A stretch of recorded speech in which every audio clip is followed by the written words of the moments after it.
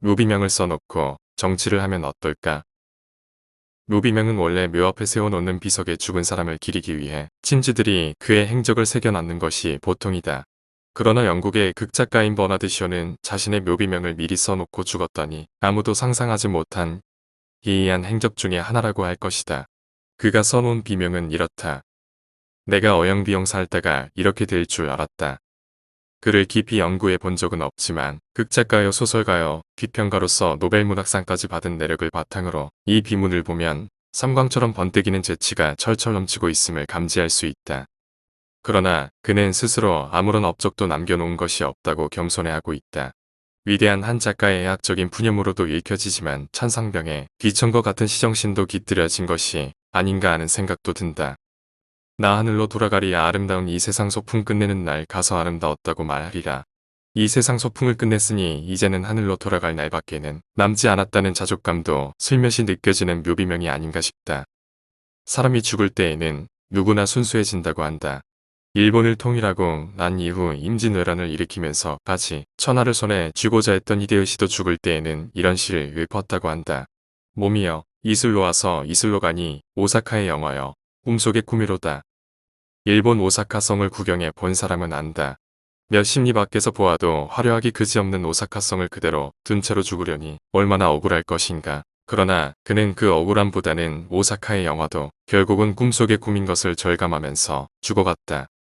오다 노부나가의 마부로 시작하여 사부노열의 일본을 통일시킨 업적도 조선 침략의 야심도 꿈속의 꿈으로만 여겨질 뿐이었을 것이다.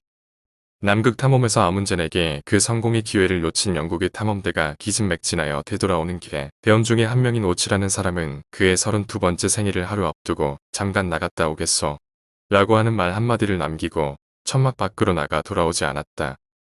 몸이 얼어 죽을 지경이 되자 다른 대원들의 짐이 되지 않기 위해 스스로 눈보라치는 폭풍 속으로 사라지고 만 것이다. 죽음 속으로 걸어 나가면서 남긴 한마디가 그렇게도 담백할 수가 없다. 그가 죽으려고 천막 밖으로 나간 것을 알고 있는 이 탐험대의 대장 스코트도 결국은 죽을 수밖에 없는 운명 앞에서 이런 최후의 일기를 남겨놓았다. 신이여, 우리를 불쌍히 여기소서.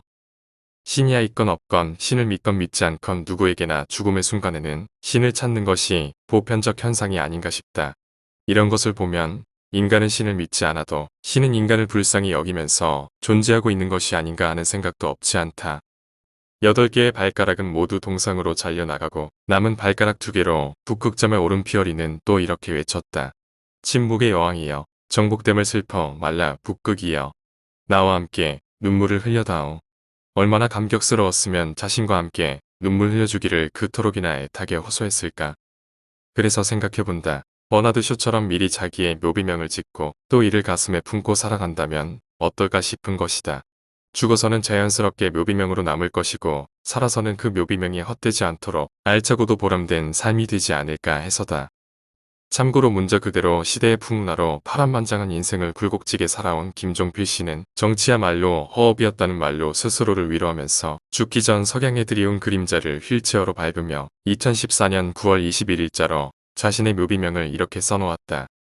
사무사를 인생의 도리로 삼고 한평생 어기지 않았으며 무항산이 무항심을 치국의 근본으로 삼아 국리민복과 국태민안을 구현하기 위하여 헌신 노력하였건을 만년에 이르러 92지 89비라고 탄하며 수다한 물음에는 소위부답하던 자 내조의 덕을 베풀어준 영세 반여와 함께 이곳에 누웠노라. 참 멋진 묘비명이라 보여진다. 모든 정치인이 그럴 수만 있다면 세상은 한결 더 밝은 세상이 될 것 같다. 연말의 단상이다.